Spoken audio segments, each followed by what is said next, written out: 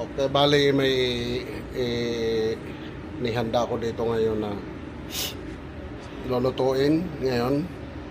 Ito yung pork sirloin. Ito siya para bukas to. Ayan. So ngayon lulutuin ko na siya. Ando na yung isa. Andiyan na yung isa. Lulutuin ko lang siya sa mahina, 320. Okay. Hello.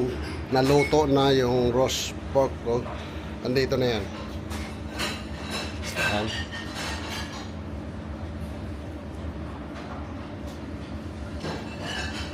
Luto na siya. Bukas ko pa ito ipapakain.